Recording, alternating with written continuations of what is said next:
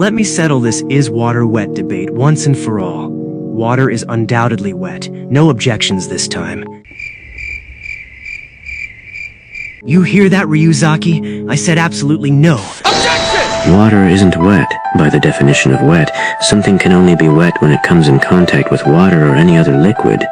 Water, or any other liquid for that matter, cannot be in contact with itself. Therefore, water is not wet. Take that! Ryuzaki, you claim that water cannot come in contact with itself, as if hundreds of water droplets don't collectively come together to make a glass of water. With that logic, water is coming into contact with itself, proving that water can be wet through your logic. Hold it! That argument was pretty circular. Just like how your reason for not being Kira throughout this investigation has been circular.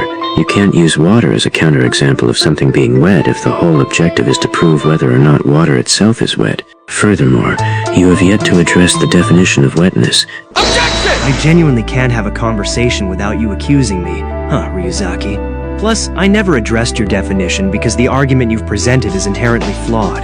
You're only appealing to a specific definition of wetness, one that benefits your argument. Yes, the definition of wetness could apply to water adhering to other objects, but wetness can also be some type of matter being in a liquid state, for example, wet paint. Well, seeing as Kira is committing crimes against humanity and I am currently working on the case, which I think will end soon, seeing as I found Kira, it's safe to say I'll be on edge. But, if what you say is true regarding the argument, then how come we could say that ice, a solid, is wet? Gotcha! This guy won't give up. But, once again, I'm just going to ignore him and focus on the debate. We say that ice is wet because it melts.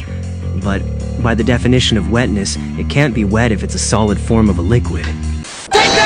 Okay, if you want to remain consistent with this logic, though, you'd also have to say that fire is burnt since water is wet. Moreover, I'd like to know why'd you duck my Kira conversation. Objection! You're comparing apples to oranges, Ryuzaki. Your analogy falls apart because they don't equivocate. Burntness, the state of something being burnt, is a chemical reaction, whereas wetness, the state of something being wet, is a physical phenomenon caused by water. They're two completely different things. Hold it! Funny, he's ignoring my questions and accusations, and for no other reason but the fact that I'm onto him. However, I'll still entertain the debate because it's rather interesting. Okay, but how is water wet, though?